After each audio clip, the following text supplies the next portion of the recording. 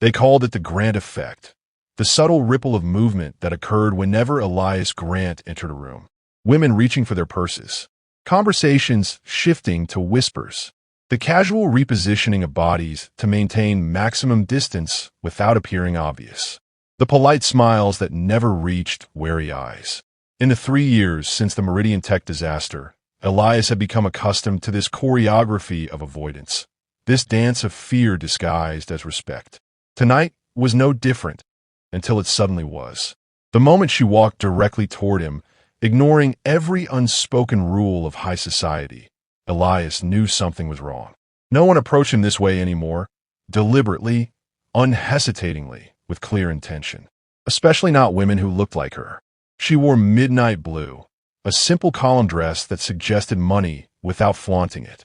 Her dark hair was swept into an elegant updo that emphasized the graceful line of her neck. But it was her eyes that truly arrested him.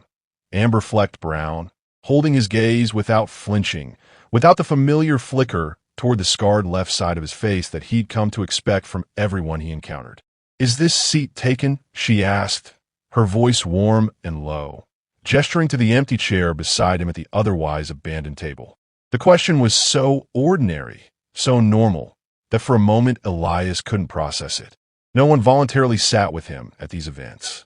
His attendance was tolerated because of his wealth and remaining influence, but social isolation was the unspoken price of his presence. "No," he finally managed, his voice rough from disuse. When was the last time he'd spoken to someone who wasn't on his payroll? "It's not taken." She smiled, actually smiled, as if he were any other man, and sat beside him, close enough that he caught the subtle scent of her perfume. Something with jasmine, unexpected and complex. "I'm Lena," she said, extending her hand without hesitation. Lena Morgan. Across the ballroom, conversations faltered as people noticed. Phones discreetly raised to capture this unprecedented moment. The pariah of Manhattan society engaged in conversation with a beautiful stranger. Elias could practically hear tomorrow's headlines writing themselves. "You know who I am," he said, not quite a question, accepting her handshake with cautious precision. Her fingers were cool against his palm, her grip firm and unapologetic. "Elias Grant," she acknowledged, her gaze never wavering. Tech innovator, philanthropist, subject of more rumors than anyone deserves.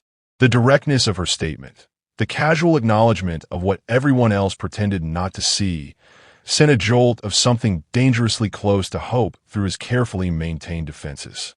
"That's quite a summary," he replied, studying her face for the telltale signs of an agenda. Everyone who approached him these days had one.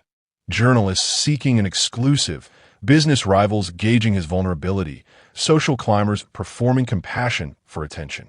"You seem to have me at a disadvantage, Ms. Morgan." "Lena," she corrected, taking a sip of champagne from a glass she must have brought with her. "And isn't that refreshing, being at a disadvantage? I imagine it doesn't happen to you often." Despite himself, Elias felt the corner of his mouth twitch upward, an almost smile, rusty from disuse. "More frequently than you might think these days." Her eyes flickered briefly to the scarred tissue that stretched from his left temple down to his jaw, the physical reminder of a night that had destroyed more than just his face. But unlike others whose gazes lingered with morbid fascination or poorly disguised revulsion, her glance was quick, clinical, and without judgment. "The reconstruction work is impressive," she said matter-of-factly. "Dr. Samuels, I assume? He's the only one who can achieve that level of mobility retention in facial grafts." Elias went still. Knowledge of his specific surgeon wasn't public information. His medical procedures had been conducted under strict confidentiality agreements, away from the press that had hounded him after the incident. This wasn't casual observation. This was research. Targeted information. "Who are you?" he asked, his voice dropping to ensure they wouldn't be overheard, the almost smile vanishing as quickly as it had appeared. "Really?" Lena set down her champagne glass, her composure unruffled by a sudden shift in demeanor.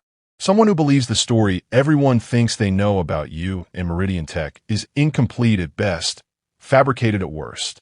The name of the project that had ruined him, spoken aloud here in the midst of Manhattan elite, sent ice through his veins. No one mentioned Meridian to his face. It was the unspoken ghost that haunted every interaction, the invisible barrier that kept people at a distance. "You shouldn't be here," he said, the words emerging more warning than threat. "Whatever you're looking for is exactly where I need to be," she interrupted, her voice remaining conversational even as her eyes conveyed deeper purpose. 3 years is a long time to live with other people's versions of the truth, Mr. Grant.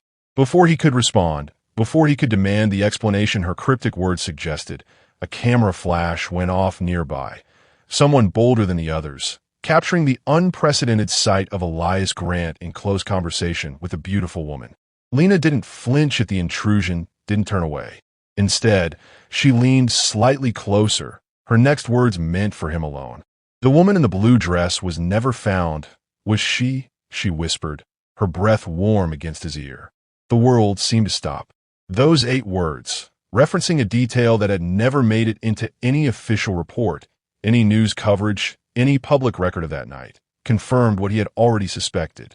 This was no chance encounter.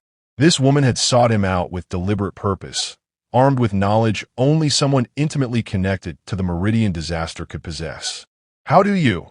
he began, but she was already rising from her seat with the same elegant confidence with which she had claimed it. "I believe we have an audience," she said, nodding subtly toward the growing number of openly staring attendees. "This isn't the place for the conversation we need to have." From her clutch, she withdrew a business card, cream-colored, expensive stock, with only a phone number embossed in simple black text. She placed it on the table between them, her fingertips lingering for a moment. "When you're ready to hear what really happened that night," she said quietly, "call me." Without waiting for his response, she turned and moved through the crowded ballroom with unhurried grace, leaving Elias frozen in place, the business card before him like a key to a door he had convinced himself would remain forever locked. Across the room, people watched her departure with the same avid fascination with which they had noted her arrival. A beautiful woman had approached Elias Grant, spoken to him intimately, and left him visibly shaken. By morning, speculation would flood social media and gossip columns. But none of them had heard those 8 words that had just shattered the careful fortress Elias had built around the truth of that night. None of them knew that this seemingly chance encounter had just connected him to the very heart of the mystery he had spent 3 years trying to bury. The woman in the blue dress. The one person who might know what really happened. The witness who had vanished without a trace in the chaos of the explosion, leaving Elias to face the accusations alone. For 3 years, he had believed her dead, another victim to add to his conscience. But Lena Morgan's impossible knowledge suggested something else entirely. Either she knew the missing woman, or she was her, and either possibility meant that everything Elias thought he knew about the night that destroyed his life might be built on a foundation of carefully constructed lies. Where are you watching from today? I need to know who else is on the edge of their seat right now. Hit that subscribe button faster than those society phones snap pics of this encounter. Trust me, you do not want to miss what happens when Elias makes that call. Is Lena there to save him or destroy him? Let me know your theories in the comments. For 72 hours, the cream-colored business card sat untouched on Elias Grant's desk, illuminated by the soft glow of Manhattan skyline through the floor-to-ceiling windows of his penthouse office. 72 hours of sleepless contemplation, of security sweeps that found no trace of surveillance equipment but couldn't eliminate the persistent feeling of being watched. 72 hours of memories he'd spent 3 years trying to bury, clawing their way back to the surface. The woman in the blue dress was never found. Was she? 8 words that demolished the careful compartmentalization he'd constructed around the Meridian Tech disaster. 8 words that could only be known by someone directly connected to the events of that night. Elias poured another 3 fingers of scotch, the amber liquid catching the light as he raised it toward the city spread out beneath him. From this height, the scars of New York were invisible, the poverty, the crime, the rot beneath the glamour. Just as his wealth and isolation had allowed him to hide from the consequences of Meridian. Until now, his security team had found nothing on Lena Morgan. No social media, no employment history, no property records, just a ghost who had materialized long enough to shatter his carefully maintained equilibrium before vanishing again. The most powerful facial recognition software in the private sector, a Grant Technologies exclusive, had yielded only a single possible match from 3 years ago. A blurred image from a Georgetown University security camera showing a woman with similar features, but with blonde hair cut in a severe bob instead of Lena's dark waves. The timestamp placed her in Washington, D.C. the day before the Meridian disaster in Manhattan. Too close to be coincidence. Too inconclusive to be certainty. His secure phone line rang, interrupting his thoughts. The board meeting has been moved up, his chief of staff reported without preamble when he answered. There's citing scheduling conflicts, but the real reason is the photos from the gala Elias finished for her. Images of him with Lena had dominated social media and gossip sites for 3 days. The scarred billionaire and the mysterious beauty, captioned with equal parts prurient speculation and renewed references to the disaster that had made him a pariah. Yes, Diana confirmed, her tone professional despite the awkwardness of addressing what everyone else tiptoed around. The stock dropped 4 points this morning. Investors are nervous about renewed attention to Meridian. When is the meeting? Tomorrow, 9 a.m., meaning the board planned to blindside him, counting on minimal preparation time to weaken his position. A classic corporate ambush, likely orchestrated by Malcolm Vega, once his mentor, now his most determined adversary on the Grant Technologies board. The man who had been pushing hardest to force Elias out since Meridian. I'll be ready, Elias assured her, though uncertainty gnawed at him. The board had been looking for an excuse to remove him. This very public reminder of the scandal might provide the leverage they needed. After ending the call, his gaze returned to the business card. The timing couldn't be coincidence. 3 years of careful recalibration, of maintaining the fragile status quo that allowed him to retain control of his company despite the scandal. And suddenly this woman appears with impossible knowledge just as the wolves were closing in. It could be a trap. A corporate espionage play designed to compromise him further. Or something more personal, revenge from one of the victims' families, perhaps. But the alternative, that she genuinely had information about that night, about the woman in the blue dress who had vanished without a trace, was equally disturbing. Because it meant everything he thought he knew about the disaster was incomplete. With decisive movements born of sudden resolution, Elias picked up the card and dialed the number. It rang once before she answered, as if she had been waiting with the phone in hand. I was beginning to think you wouldn't call, Lena said, her voice instantly recognizable even through the digital distortion of the encrypted line. You knew I would. It wasn't a question. His curiosity had always been both his greatest strength and most exploitable weakness. The drive to know, to understand, to solve. It had built his empire and, perhaps, now threatened to dismantle it. Tomorrow, noon, the Cloisters. She named the Medieval Art Museum at Manhattan's northern tip. Remote, sparsely attended on weekdays, with minimal surveillance. The chapter house. Come alone. Why should I trust you? He asked, the question more genuine than he had intended it to sound. A pause, brief, but weighted with consideration. Because I'm the only person who knows you weren't in the lab when the explosion happened, she answered finally. And I can prove it. The line went dead before he could respond, before he could demand an explanation for a statement that contradicted every investigation, every news report, every piece of physical evidence.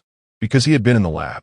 The burns covering 20% of his body, the facial scarring that had made him a modern-day phantom, the nightmares that still woke him screaming, all testified to his presence at Ground Zero.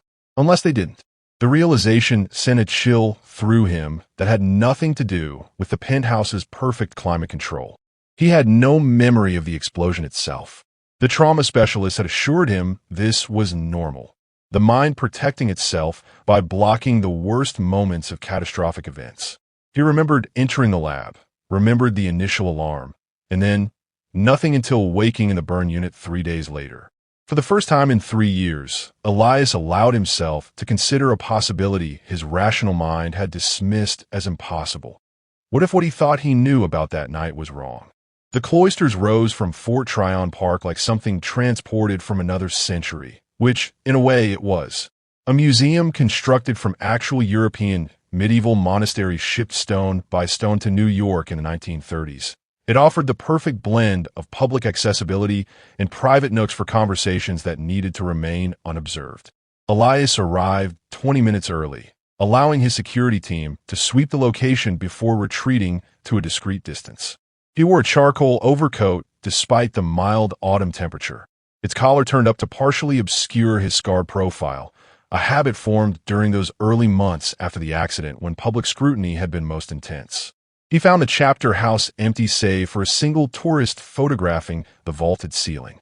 The medieval chamber, designed for monks' daily meetings, offered stone benches around its perimeter and perfect acoustics that would reveal any approaching footsteps long before the person arrived. The perfect place for confessions. Lena's voice came from behind him, startling him despite his careful surveillance of the entrances. She wore a simple trench coat over slim jeans, her dark hair loose around her shoulders, dressed for practicality rather than the impression she had cultivated at the gala. The transformation made her seem more accessible but no less striking. "How did you get in without my security seeing you?" he demanded, instinctively creating distance between them. Up close, in daylight, he could see details he had missed at the gala. A small scar bisecting her left eyebrow, the slight asymmetry of her features that saved her from conventional perfection, the intelligence in eyes that assessed him with calm deliberation. "I arrived before you did," she replied simply. "I know the museum's blind spots." The casual admission of surveillance knowledge raised immediate red flags. "Who do you work for?" he asked, studying her with the same analytical focus he applied to complex code or engineering problems. "Currently? No one." She moved to sit on one of the stone benches, her posture relaxed despite the tension humming. "Between them. 3 years ago? That's more complicated." "Meridian Tech," he said, the name still difficult to voice aloud. She nodded once, confirmation rather than revelation. "I was a security consultant brought in to assess vulnerabilities in the quantum encryption protocols. Officially, my contract ended 2 weeks before the incident. Unofficially, I was there that night." The claim sent a jolt through him, both validation of his suspicions and the opening of new questions. "There's no record of you on the project. I've seen every personnel file, every consultant contract." "Because someone erased me," she said simply. "Just like they erased the woman in the blue dress. Just like they've been systematically erasing every piece of evidence that contradicts the official narrative about what happened that night." The accusation hung between them. Conspiracy, cover-up, deliberate manipulation of facts. Under normal circumstances, Elias would have dismissed such claims instantly. But these were not normal circumstances, and Lena Morgan was not a typical conspiracy theorist. She knew things, specific things that couldn't be guessed or researched. "You said you can prove I wasn't in the lab," he said, circling back to her claim on the phone. The impossibility that had drawn him here despite his better judgment. "Ow!" Instead of answering directly, she reached in her coat pocket and withdrew a small device that resembled a white noise generator. Activating it with practiced efficiency, she placed it on the bench beside her. "Signal jammer," she explained at his questioning look. "Your security team is good, but electronic surveillance can be initiated without their knowledge." The precaution suggested either professional paranoia or legitimate concerns about being monitored. Neither option was reassuring. 3 minutes before the explosion, Lena continued once satisfied with the jammer's placement. "You received a text message allegedly from Dr. Caroline Way asking you to meet her in the East Corridor, away from the main lab. The timestamp security footage shows you leaving the lab at 10:42 p.m., exactly 3 minutes before the explosion at 10:45 p.m. Elias felt the blood drain from his face. "That's not possible. I was found in the lab. My injuries were consistent with being at the edge of the blast radius, not at its center," she finished for him. "The official report claimed you were returning to the lab when the explosion occurred, but that contradicts the text message drawing you away." She met his gaze directly. A text message sent from a burner phone, not from Dr. Way's device. A text message that was deleted from the system logs, but not before I had already flagged it as an anomaly. The implication crashed through Elias's carefully constructed understanding of that night. Someone had deliberately lured him away from the lab moments before the explosion. Someone had wanted him out of the way. "Why?" he demanded, the single syllable containing a universe of questions. "Why draw me out only to have me caught in the blast anyway? If someone wanted me dead, I don't think you were the target," Lena interrupted, her expression grave. "I think you were a convenient scapegoat. Someone needed the project to fail catastrophically and needed a plausible villain to blame.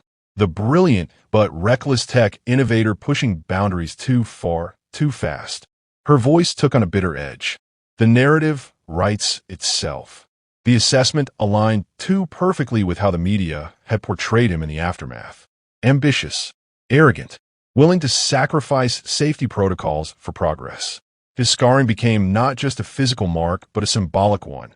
Evidence of his hubris literally branded onto his flesh. If what you're suggesting is true, Elias said carefully, the implications expanding with each moment, then the explosion wasn't an accident. It was deliberate sabotage. Yes. Killing 12 people. Yes. Including Dr. Wei. Lena's expression softened slightly, the first crack in her composed exterior. Caroline wasn't supposed to be there either. Her regular schedule had her leaving at 10:30. She stayed late that night, though no one has ever been able to determine why. The mention of Caroline sent a fresh wave of grief through Elias. They had been friends since MIT. Her brilliant mind, the perfect complement to his own. Her death, and the deaths of 11 others on his project, was a weight he carried every day. And the woman in the blue dress? He asked, circling back to the detail that had first proven Lena's inside knowledge. Where does she fit into this?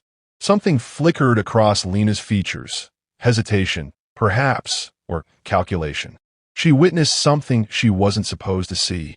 Someone accessing the lab's primary servers approximately 20 minutes before the explosion. You, Elias realized, the pieces clicking into place. You were the woman in the blue dress. Lena's smile held no humor. I was. Though the blue dress was actually a navy pantsuit, misreported by the one security guard who glimpsed me leaving through the loading dock. By the time investigators started looking for me, I was already being erased from the record. Why come forward now? After 3 years, he demanded, skepticism warring with desperate need to believe her. If what you're saying is true, why wait?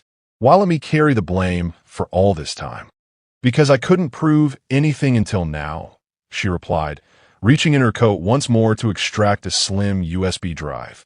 3 years of tracking digital breadcrumbs, following money trails, reconstructing deleted logs. 3 years of watching you bear the weight of a crime you didn't commit while I worked to uncover who really did. She held out the drive, the small device representing either salvation or the most elaborate trap he had ever encountered. The full technical analysis is on here, she continued when he made no move to take it, along with the reconstructed security footage showing someone else entering the server room at 10:23 p.m., someone who had the clearance codes that should have been impossible to bypass. Who? Elias asked, though part of him already suspected the answer. Lena's eyes met his, unflinching. Malcolm Vega. The name hit like a physical blow. Malcolm, his mentor, the man who had backed his earliest innovations, who had fought to keep him on the board after Meridian despite public pressure to remove him completely. Malcolm, who now led the faction pushing to oust him once and for all. That's not possible, Elias said automatically, even as his mind raced through implications, reassessing 3 years of interactions through this new lens. Malcolm was in Washington that night. There are witnesses, flight records, carefully constructed alibis, Lena countered. The footage is grainy but enhanceable. The gate analysis is conclusive when compared to his biometric profile. And the financial trail, offshore accounts receiving payments from a subsidiary of your primary competitor 2 days after the explosion. Those are harder to dismiss. She stood, closing the distance between them with deliberate steps until she was close enough that he could see the flecks of gold in her brown eyes, could detect the faint scent of jasmine that had haunted him since the gala. I know this is overwhelming, she said, her voice softening for the first time. I know I'm asking you to reconsider everything you've believed for 3 years. But tomorrow morning, when your board convenes to remove you, Malcolm Vega will be taking the final step in a plan that began the night he tried to kill you along with everyone else connected to Meridian. The proximity, the intensity of her gaze, the weight of her accusations. It all created a maelstrom of confusion and possibility that threatened Elias's carefully maintained control. Why should I trust you? He asked again, the question more genuine than he had intended. How do I know this isn't manipulation? Corporate espionage? Some elaborate revenge plot? For the first time, vulnerability flickered across Lena's composed features. Because Caroline Way was my sister, she said quietly, and I need your help to bring her killer to justice. The revelation landed like a thunderclap in the stone chamber, echoing in the perfect acoustics designed for medieval prayers and confessions. Caroline Way, brilliant physicist, dedicated researcher, a woman who had never once mentioned having a sister. Before Elias could respond, could demand explanation for this new impossibility, his phone vibrated with an incoming call. His chief of staff's number flashed on the screen. The emergency line used only for critical situations. Grant, he answered tersely, turning away from Lena's intense scrutiny. Diana's voice came through, tense and clipped. There's been a security breach at your residence. Your private server was accessed approximately 40 minutes ago. The intruder downloaded files related to Meridian before triggering the alarm system. Ice flooded his veins. The private server contained the only remaining technical specifications of the Meridian quantum encryption protocol, data too sensitive to risk on network systems, preserved because despite the disaster, the underlying science remained revolutionary. Lock it down, he ordered. Full containment protocol. And move the board meeting to the secure facility. Already done, Diana confirmed. But sir, there's something else. The security cameras caught a partial image of the intruder. And it matches the woman from the gala. The one in the social media photos with you. Elias turned slowly, the phone still pressed to his ear, to find Lena watching him with unreadable eyes. The timing was impossible. She had been here with him for at least the past hour. She couldn't have accessed his residence 40 minutes ago. Unless there were two women. Unless this entire encounter was a distraction. Sir, Diana prompted when he remained silent. Should I alert the authorities? Lena held his gaze steadily, making no move to flee despite surely reading the suspicion now evident in his expression. Instead, she held out the USB drive once more, offering evidence, answers, a path forward through the confusion. Don't, Elias finally said to Diana. Not yet. Continue lockdown procedures and increase security at all facilities. I'll handle this personally. He ended the call, his focus never leaving Lena's face. Either you're lying to me, he said quietly, or someone is going to extraordinary lengths to discredit you before I can see whatever is on that drive. A ghost of a smile touched her lips. Not triumph or relief, but grim validation. Now you're beginning to understand the forces we're dealing with, she said. The same forces that erased me from the Meridian records. The same forces that constructed an elaborate fiction about you being responsible for the disaster. She stepped closer, close enough that he could feel the warmth of her breath when she spoke. The question isn't whether you can trust me, Elias. It's whether you're ready to discover how deep this deception really goes. The USB drive remained extended between them, Pandora's box in digital form, containing either salvation or destruction. Perhaps both. With deliberate movement, Elias finally took it, his fingers brushing against hers in the process. The brief contact sent an unexpected current through him. Connection, possibility, the first voluntary touch he had experienced in 3 years. If you're lying to me, he said softly, the words more promise than threat, there won't be anywhere you can hide. Lena's expression remained steady, unintimidated by the implicit warning. And if I'm telling the truth? The question hung between them, laden with implications neither was ready to voice aloud. Because if she was telling the truth, if Malcolm Vega had orchestrated the Meridian disaster, had killed 12 innocent people including her sister, had deliberately destroyed Elias's reputation and left him scarred as a convenient scapegoat, then everything changed, including the undeniable connection forming between two people brought together by tragedy, deception, and the dangerous pursuit of truth. If you're telling the truth, Elias said finally, pocketing the drive, then we're both already in more danger than you realize. As if summoned by his words, the distant sound of footsteps echoed through the chapter house's perfect acoustics. Multiple sets, moving with the coordinated precision of professional training rather than casual museum visitors. They found us, Lena whispered, her composed exterior finally cracking to reveal genuine fear. Sooner than I expected. Who found us? But she was already moving, gripping his arm with surprising strength. The same people who tried to kill you 3 years ago, she said urgently. The same people who will make sure neither of us leaves this museum alive if we don't move. Now, the footsteps grew closer, their deliberate cadence removing any doubt about their purpose. Whoever approached wasn't coming to appreciate medieval architecture. In that moment of crisis, faced with unknown threats and unproven allegations, Elias made a decision that would irreversibly alter his path forward.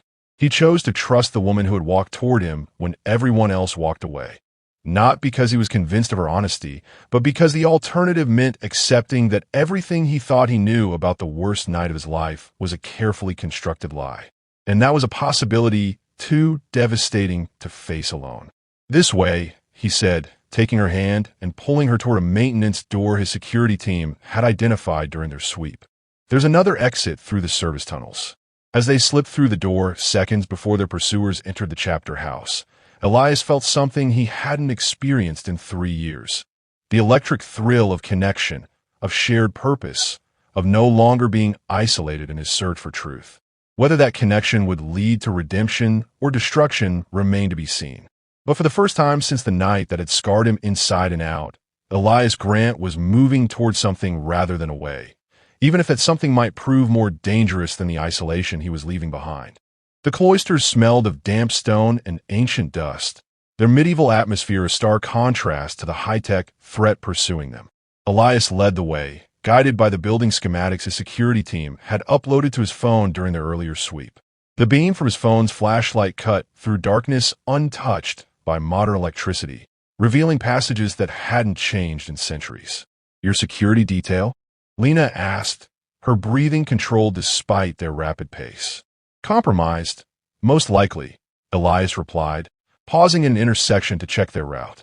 "If they knew we were meeting here, they've either been monitoring my communications or someone on her team informed them," she finished, the implication clear. The circle of people he could trust might be even smaller than he believed. They continued in tense silence, the distant sounds of pursuit fading as they navigated deeper into the labyrinthine underbelly of the museum. When they finally emerged through a maintenance door into Fort Tryon Park, autumn sunlight momentarily blinded them after the tunnel's darkness. "We need to disappear," Elias said, scanning the park for surveillance cameras or suspicious figures. "Somewhere off-grid where we can examine what's on that drive." Lena nodded, already pulling her hair into a tight bun and removing her distinctive trench coat to reveal a nondescript black sweater beneath. The transformation was subtle but effective, altering her silhouette just enough to confuse facial recognition algorithms and casual observers alike. "I have a place," she said, shrugging back into the coat, now worn inside out to show a dark gray lining instead of the tan exterior. "But we can't use your vehicles or mine. They'll be tagged." The practiced efficiency of her disguise techniques raised fresh questions about her background, but urgency overrode curiosity. Elias removed his overcoat, folding it inside out over his arm to hide its distinctive cut. "There's a side exit through the Shakespeare Garden," he said, nodding toward a less trafficked path. "My regular driver won't be expecting that route." 30 minutes and 2 subway transfers later, movements calculated to evade the sophisticated tracking capabilities both knew were likely deployed against them. They arrived at an unremarkable brownstone in a gentrifying corner of Inwood. Lena led him through a side entrance, bypassing the main door with its modern security system, and up 3 flights of stairs that creaked with age. The apartment she unlocked bore none of the personal touches that would make it identifiable as someone's home. No photographs, no mail, nothing that couldn't be abandoned at a moment's notice. The furnishings were sparse, but functional. A dining table that doubled as a desk, a worn leather sofa, windows covered with blinds that allowed light while preventing observation from outside. "Safe house?" Elias asked, recognizing the deliberate anonymity of the space. "One of several," she confirmed, moving efficiently to a laptop concealed in what appeared to be a hollowed-out old television set. "Former CIA habit. Never stay anywhere that can't be evacuated in under 3 minutes."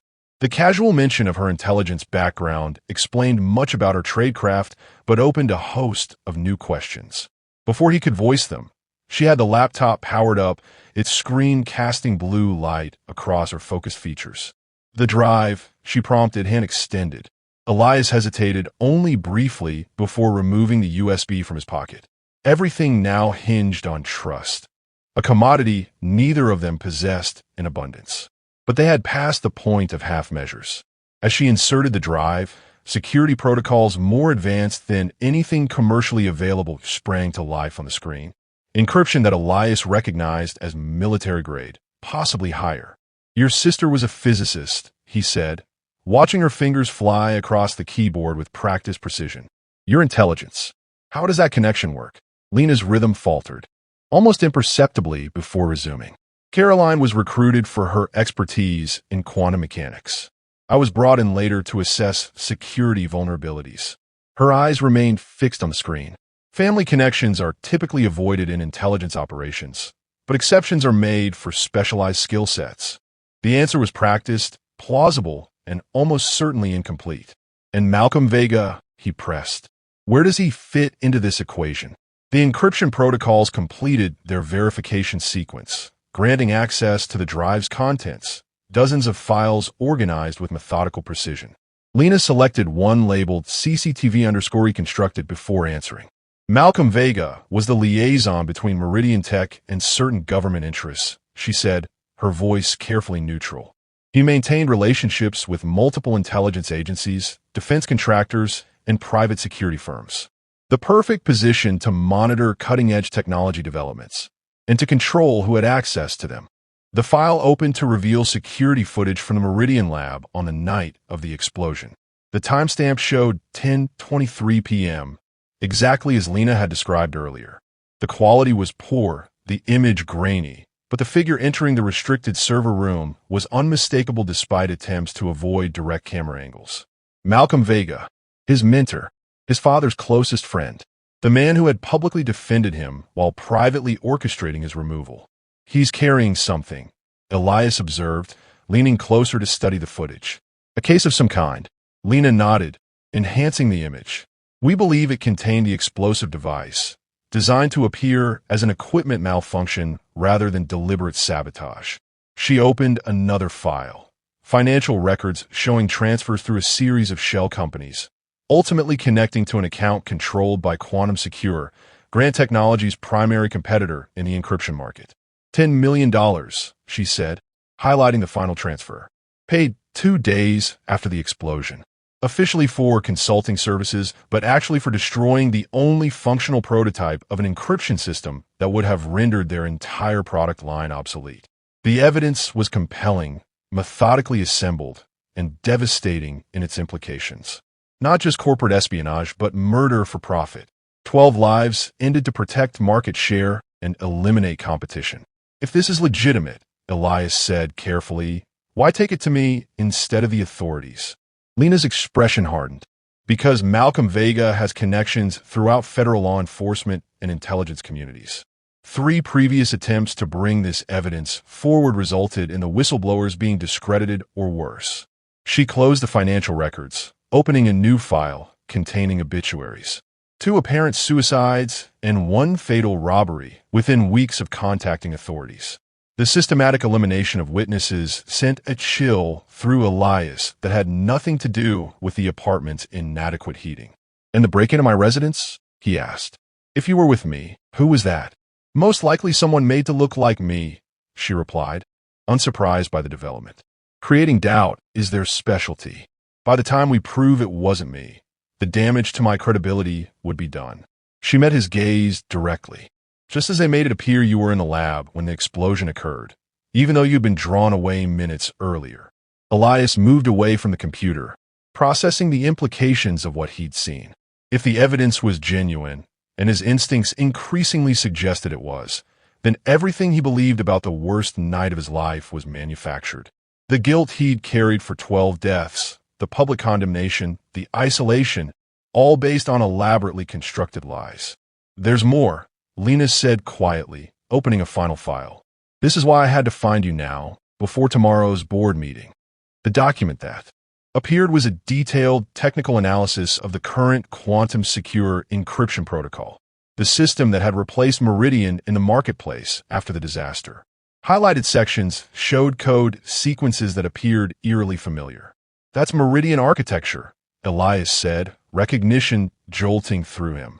"They didn't just destroy our prototype. They stole the underlying technology." Lena nodded grimly. "And now they're preparing to implement Phase 2. the portion of the Meridian protocol that enables backdoor access to any system using the encryption. Her expression grew more intense. Do you understand what this means? Every government agency, financial institution, and defense contractor that adopted their system after Meridian's failure will be compromised. Whoever controls that backdoor effectively controls the digital infrastructure of half the developed world. The scope of the conspiracy expanded from corporate espionage and murder to something approaching global technological domination. It seemed almost too vast, too villainous to be believable, except the evidence before him connected each point with methodical precision. In tomorrow's board meeting, he asked, though he already suspected the answer, is when Malcolm plans to complete your removal, install his chosen successor, and initiate the final merger between Grant Technologies and Quantum Secure. She closed the laptop, her expression grim. Once that happens, there will be no stopping the implementation. The backdoor goes live, and every system using the compromised encryption becomes vulnerable. Elias's mind raced through implications, connections, possible countermoves. His entire professional life had been built on seeing patterns others missed, on thinking several steps ahead of competitors. Now, that same analytical ability was revealing a conspiracy of staggering proportions, and his uniquely pivotal position within it. We need to get this evidence to people we can trust, he said finally. People beyond Malcolm's influence. That's a very short list, Lena replied, her expression skeptical. His network is extensive, but not unlimited. Elias pulled out his phone, hesitating before powering it up. There's a risk in using this. They could track. They already know we escaped the cloisters, she interrupted. And this location isn't in my official rotation of safe houses. We have a small window before they triangulate possible hiding spots. Decision made, Elias activated the phone and dialed a number from memory rather than contacts. After 3 rings, a gruff voice answered. Richards, it's Grant. I need your help. No questions, complete discretion. A pause, then, location. Elias glanced at Lena, who nodded once. Authorization to trust this unknown contact with their whereabouts. Inwood. I'll text coordinates for pickup in 30 minutes. Understood. The call ended as abruptly as it had begun. Lena raised a questioning eyebrow. James Richards, Elias explained. Former head of security for my father. Retired from the company 5 years ago, but maintains certain independent operations. He's one of the few people Malcolm doesn't have leverage over. Can he be trusted with this? She asked, gesturing toward the laptop containing evidence that could destroy one of the world's most powerful men. He's the only person I trust completely, Elias replied with certainty that surprised even himself. And he has connections to media outlets that would publish this regardless of pressure. Once it's public, Malcolm loses his advantage. Lena considered this, her tactical mind visibly assessing angles, risks, potential outcomes. Finally, she nodded. We copy the key files to a secure drive. Your contact gets one version. I maintain another. Redundancy is our only protection at this point. As she began the process of duplicating the evidence, Elias found himself studying her with growing curiosity. The focused intensity, the practiced tradecraft, the deep knowledge of both intelligence operations and technical details. Lena Morgan was far more than the security consultant she had initially claimed to be. Your sister, he said quietly. Tell me about her. The real Caroline, not just the brilliant physicist I knew. The question clearly caught her off guard. Her hands stilled over the keyboard, a fleeting vulnerability crossing her features before she controlled it. Caroline was extraordinary, she said finally. Not just intellectually, but in how she approached the world. She saw beauty in equations, poetry in quantum theory. She believed science could solve humanity's greatest challenges if guided by the right ethical principles. The description matched the Caroline way that Elias had known. Passionate, brilliant, idealistic. But it didn't explain the most puzzling aspect of their relationship.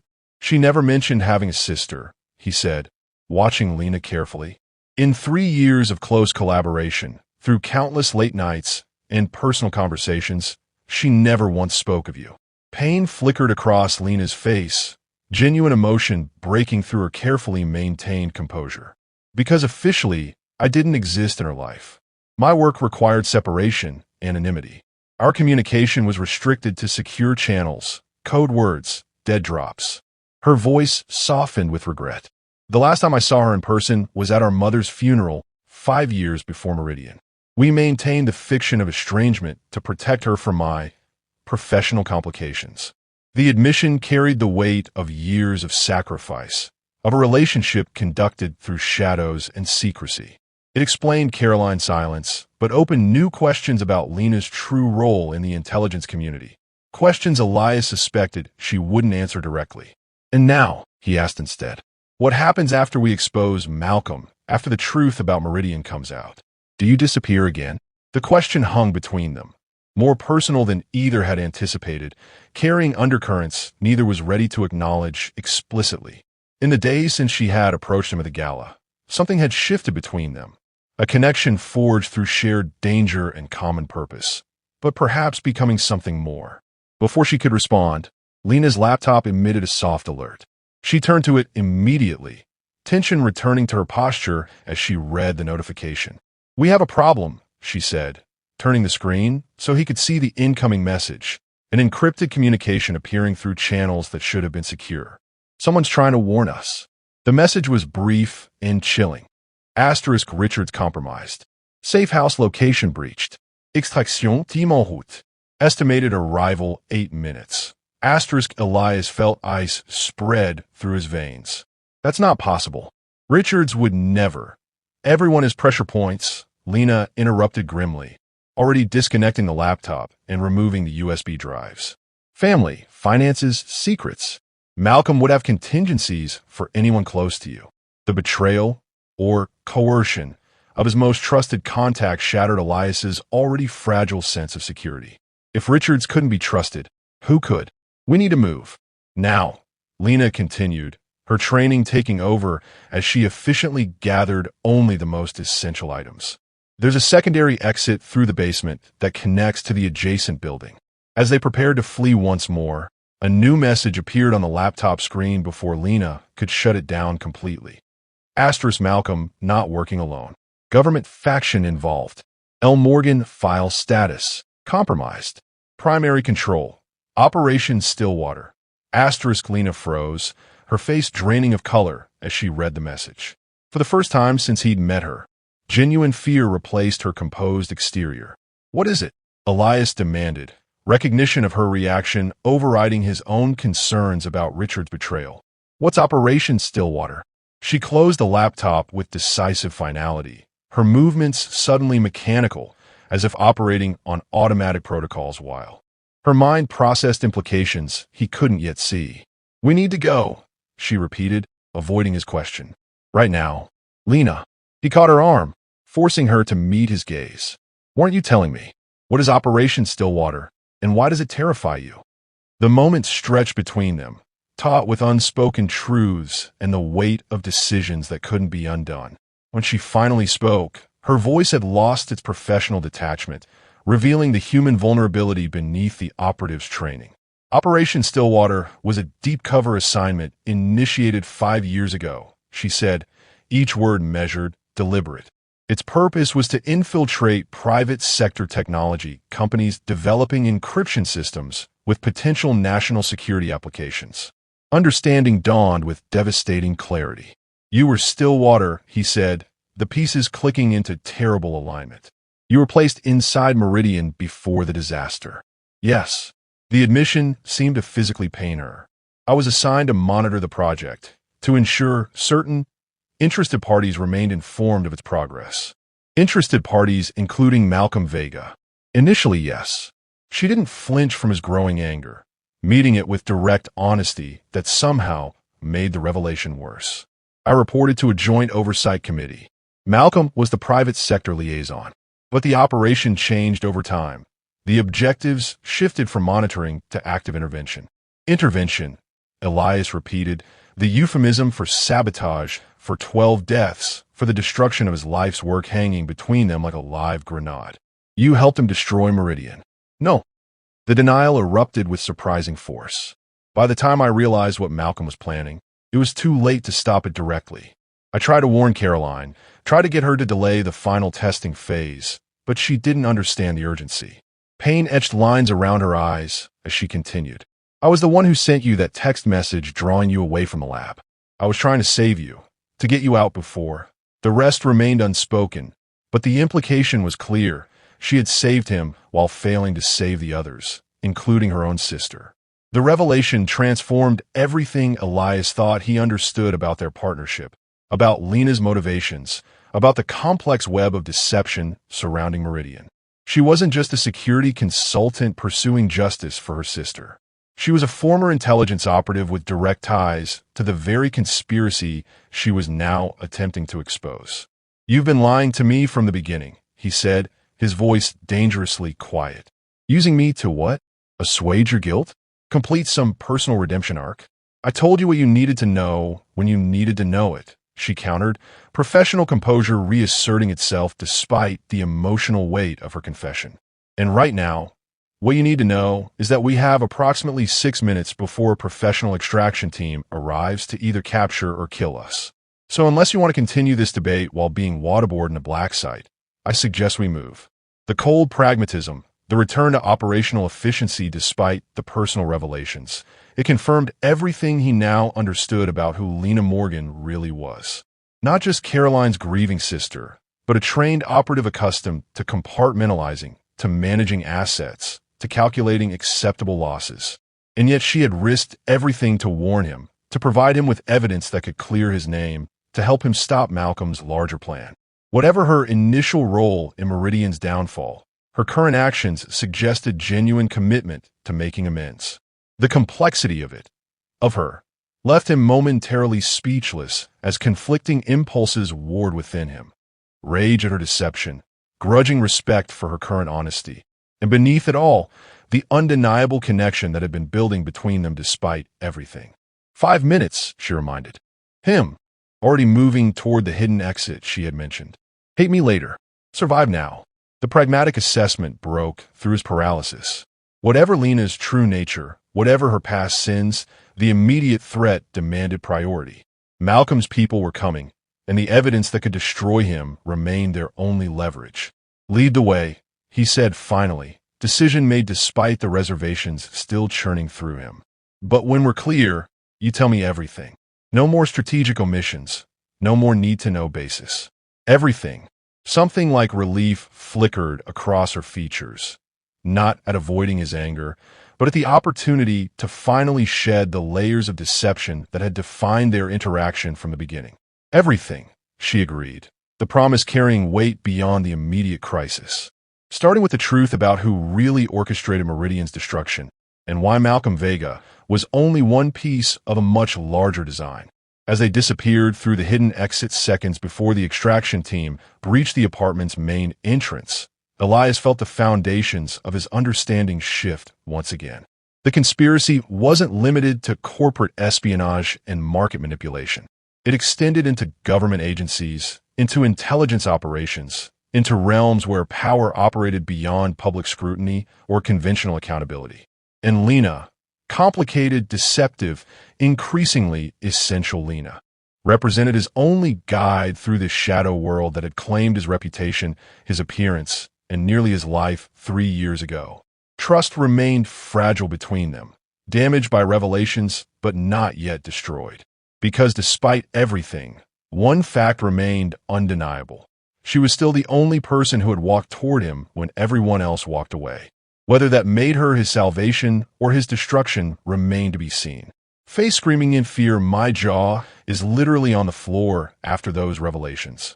Did anyone else gasp when Lena admitted her connection to Operation Stillwater? Drop a counterclockwise arrows button if you're still trying to process all these twists, or exploding head if your mind is completely blown. I'm absolutely dying to know where you're watching from and what you think about Lena's confession. Can Elias ever trust her after this? Is she truly trying to redeem herself? Or is there another layer to her deception? Hit that subscribe button faster than they ran from that extraction team. Let's continue. Dawn broke over Manhattan as Elias Grant entered the Hawthorne Building's executive boardroom, immaculate in a charcoal suit that betrayed none of the chaos of the past 24 hours. The board members fell silent as he approached, their earlier conversations evaporating in the sudden tension of his arrival. Malcolm Vega sat at the head of the table, a position traditionally reserved for Elias. His silver hair perfect, his smile confident as he regarded his former protege with calculated sympathy. Elias, we weren't certain you would join us given yesterday's incident at your residence. Malcolm's concern sounded genuine to everyone except the man who now recognized its artifice. The board was just discussing temporary leadership measures while you address these personal security concerns. How considerate, Elias replied, his voice steady as he remained standing. Though I believe today's agenda includes a rather different discussion. The boardroom doors opened again, admitting Diana Chun, Elias's chief of staff, accompanied by 2 U.S. Marshals in plain clothes. Behind them came James Richards, the supposedly compromised security chief whose betrayal had been the final, necessary deception in a plan months in the making. Malcolm's confident smile faltered slightly. What is the meaning of this interruption? We're in a closed board meeting. Actually, Elias said, activating the presentation system with his secure access code. We're in the final phase of an operation that began 3 years ago with the Meridian disaster. An operation you orchestrated, Malcolm. An operation that killed 12 people, including Caroline Way. The screens around the boardroom illuminated with the evidence Lena had provided. Security footage, financial records, technical analyses now enhanced and verified by federal cybersecurity experts.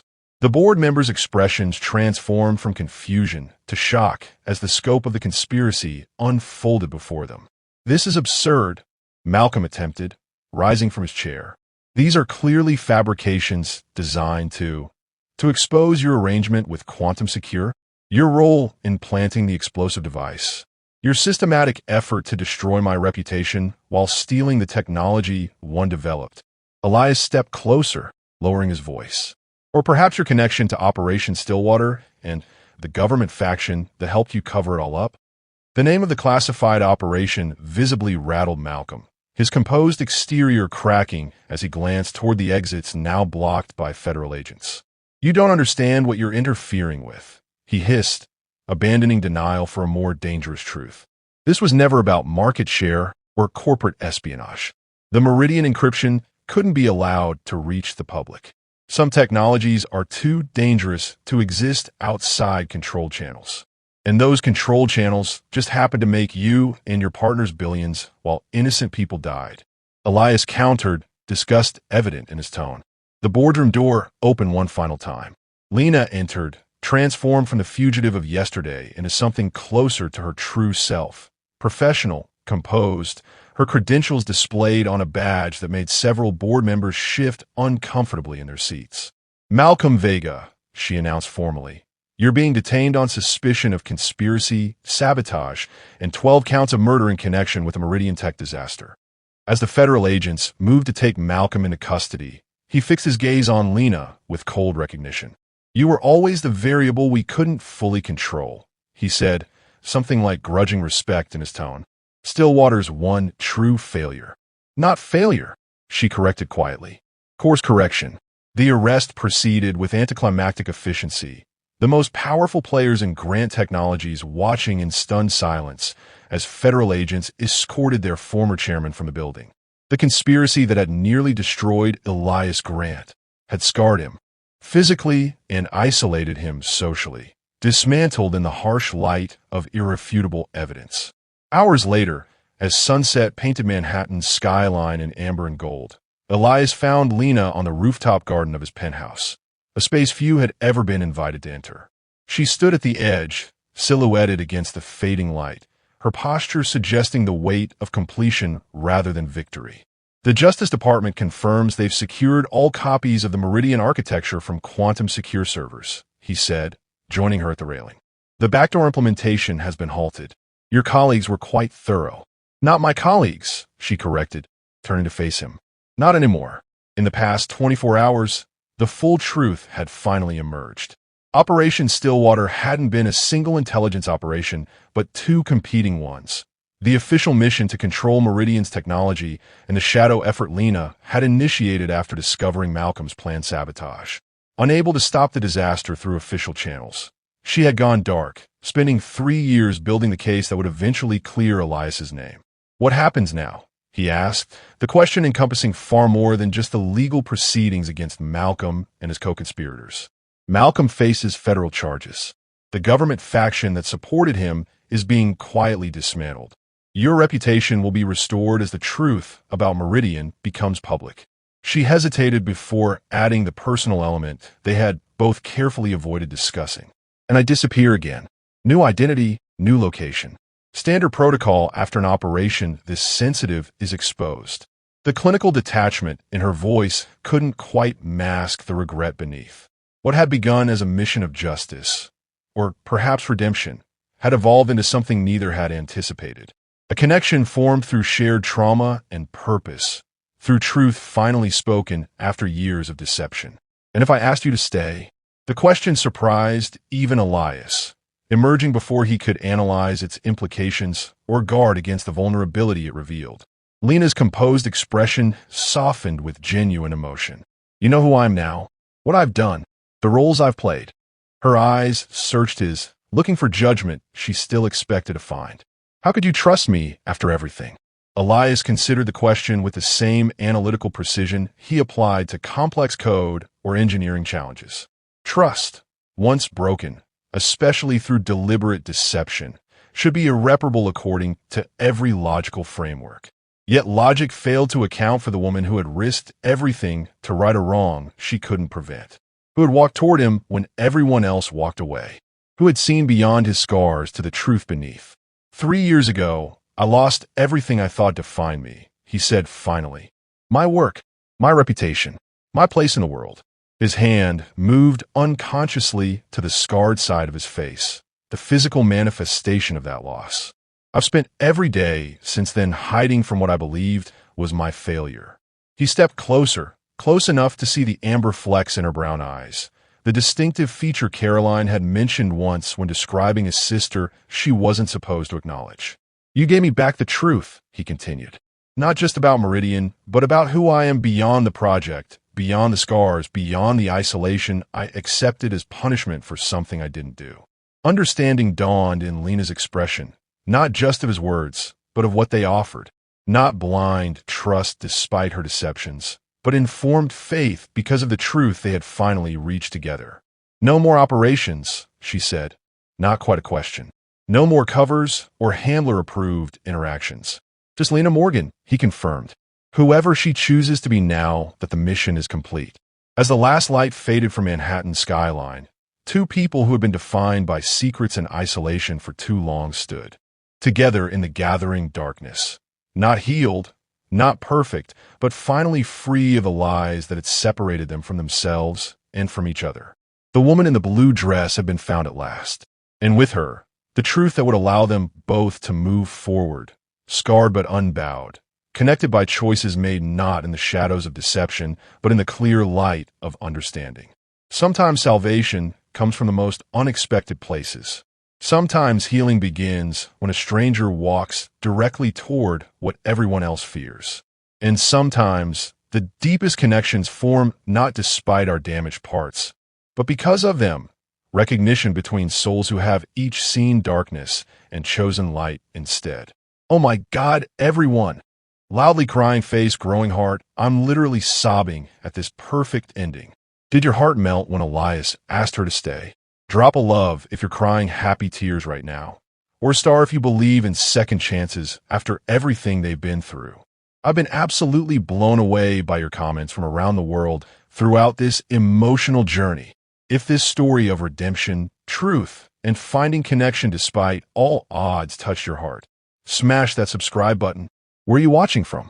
Let me know below so I can thank you personally for joining me on this incredible ride. Remember, sometimes the people who see beyond our scars are the ones who've been scarred themselves.